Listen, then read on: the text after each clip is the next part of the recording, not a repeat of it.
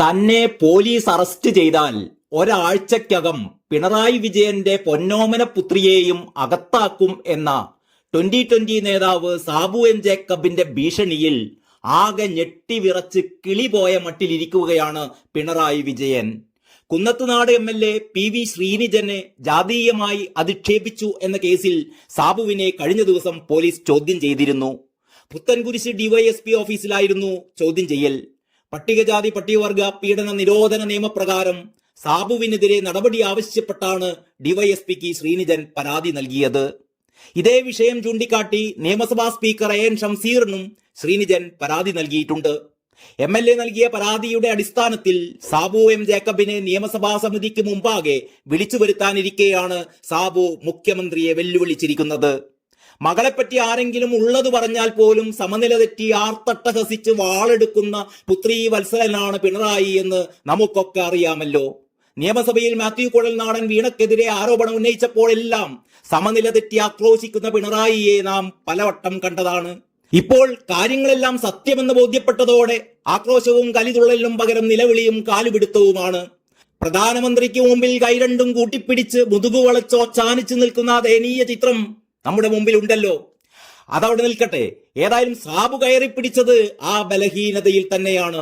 മാസപ്പടി വിവാദവുമായി ബന്ധപ്പെട്ട് മകൾ ഊരാക്കുടുക്കിൽപ്പെട്ടിരിക്കുന്ന സമയത്ത് തന്നെയാണ് തന്റെ കയ്യിലുള്ള ആറ്റം ബോംബിനെ കുറിച്ച് സാബു മുന്നറിയിപ്പ് നൽകിയത്. സ്വപ്നയുടെ കയ്യിലുള്ള സാധാ ബോംബല്ല, ഇത് ആറ്റം ബോംബാണെന്നാണ് സാബു പറയുന്നത്. സ്വപ്നയെക്കാളും കുഴൽനാടനെക്കാളും പേടിക്കേണ്ട ആളാണ് സാബു എന്ന് മറ്റാർക്കും അറിയില്ലെങ്കിലും പിണറായിക്കറിയാം.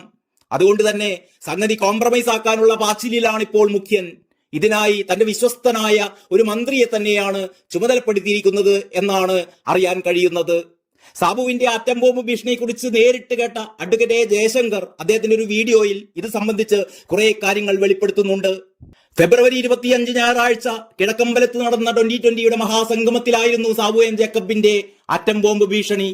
ഈ പരിപാടിയിൽ ക്ഷണിച്ചതനുസരിച്ച് താൻ അവിടെ പോവുകയും സംസാരിക്കുകയും ചെയ്തിരുന്നു എന്ന് ജയശങ്കർ സാക്ഷ്യപ്പെടുത്തുന്നു. വലിയ ആൾക്കൂട്ടമായിരുന്നു അവിടെ. സാബു എം ജേക്കബ് തന്റെ സുഹൃത്തും സഹപാഠിയുമാണെന്ന് അഡ്വക്കേറ്റ് ജയശങ്കർ പറയുന്നു. 2020 തുടങ്ങിയ കാലം മുതലേ ഇതിന്റെ ഗതിവിഗതികൾ സസൂക്ഷ്മം വീക്ഷിക്കുന്ന ഒരാളാണ് താൻ. 15 മിനിറ്റ് ഞാൻ അവിടെ സംസാരിച്ചു. വ്യവസ്ഥാപിത രാഷ്ട്രീയ പാർട്ടികളോട് ജനങ്ങൾക്ക് എന്തുകൊണ്ടാണ് വിശ്വാസം നഷ്ടപ്പെടുന്നത് എന്ന കാര്യമാണ് പ്രധാനമായും ഞാൻ സംസാരിച്ചത്. 2020 പോലെ അല്ലെങ്കിൽ ആം ആദ്മി പാർട്ടിയെ പോലുള്ള പ്രസ്ഥാനങ്ങൾ എങ്ങനെ അധികാരത്തിൽ വരുന്നു, എങ്ങനെ ജനങ്ങൾ ഇതിനെ വിശ്വസിക്കുന്നു എന്നൊക്കെയാണ് ഞാൻ അവിടെ പറയാൻ ശ്രമിച്ചത്. തുടർന്നായിരുന്നു സാബു എം ജേക്കബിന്റെ ആവേശകരമായ പ്രസംഗം. അദ്ദേഹം തുടക്കം മുതലേ പറഞ്ഞത് CPMകാർ തനിക്കെതിരെ വ്യാജ ആരോപണങ്ങൾ നിരത്തുന്ന കാര്യമാണ്. സ്ഥാപനത്തിലേക്കും വീട്ടിലേക്കും പ്രതിഷേധ ജാഥകൾ നടത്തുന്നു, കോലം കത്തിക്കുന്നു എന്നൊക്കെയായിരുന്നു. സ്ഥലം MLAയുടെ താല്പര്യപ്രകാരമാണ് ഇങ്ങനെയൊക്കെ ചെയ്യുന്നതെന്നും സാബു പറഞ്ഞിരുന്നു. എറണാകുളം ജില്ലയിലെ പ്രമുഖ CPM നേതാക്കളുമായിട്ടൊക്കെ സാബുവിന് നല്ല ബന്ധമാണ്. തൃക്കാക്കര ഉപതെരഞ്ഞെടുപ്പിന്റെ കാലത്ത് അദ്ദേഹം CPMന് സംഭാവന കൊടുത്തതാണ്. ചെറുതൊന്നുമല്ല, വലിയൊരു സംഖ്യ. CPM നേതാക്കൾ രാത്രിയുടെ മറവിൽ തലയിൽ മുണ്ടിട്ട് സാബുവിന്റെ വീട്ടിൽ വന്ന് വലിയ വലിയ സംഖ്യയുടെ ചെക്കും വാങ്ങി പോകുന്നവരാണ്. പക്ഷേ ശ്രീനിജൻ MLAയുടെ താളത്തിനൊത്തു തുള്ളുന്ന മണ്ടന്മാരായ ഡിഫിക്കാർക്ക് ഇതൊന്നും അറിയില്ല. അവർ സ്ഥലം MLAയുടെ നിർദ്ദേശമനുസരിച്ച് ഇദ്ദേഹത്തിന്റെ കോലം കത്തിക്കുന്നു, സാബുവിനെ കത്തിക്കും എന്നൊക്കെ മുദ്രാവാക്യം വിളിച്ച് ആക്രോശിക്കുന്നു. MLAയുടെ ഇടപെടലിൽ സ്ഥലത്തെ എല്ലാ പോലീസ് സ്റ്റേഷനിലും സാബുവിനെതിരെ നിരവധി പരാതികളാണുള്ളത്. എത്രയെണ്ണമെന്ന് സാബുവിന് പോലും അറിയില്ല, അത്ര അധികമാണ്. സാബുവിനെ ജയിലിലടയ്ക്കുമെന്ന ഭീഷണിയാണിപ്പോൾ. ഇതിനുശേഷം സാബു പറഞ്ഞ കാര്യങ്ങളാണ് ചാനലുകളിലും സോഷ്യൽ മീഡിയയിലുമൊക്കെ ഇപ്പോൾ നാം കണ്ടുകൊണ്ടിരിക്കുന്നത്. എന്നെ ജയിലിലടച്ചാൽ ഞാൻ വെറുതെ ഇരിക്കില്ല. ഒരാഴ്ചക്കകം മുഖ്യമന്ത്രിയുടെ പൊന്നോമന പുത്രിയെ ഞാൻ അകത്താക്കും. സ്വപ്ന സുരേഷിന്റെ കയ്യിലുള്ള ബോംബല്ല എന്റെ അടുത്തുള്ളത്, എന്റെ കയ്യിലുള്ളത് നല്ല ആറ്റം ബോംബാണ്. ഇതായിരുന്നു സാബുവിന്റെ വെല്ലുവിളി അഥവാ ഭീഷണി. ഇത് കേട്ട് 2020 പ്രവർത്തകരും സ്റ്റേജിലെ മുഖ്യാതിഥികളും ഒക്കെ കൈയടിച്ചു.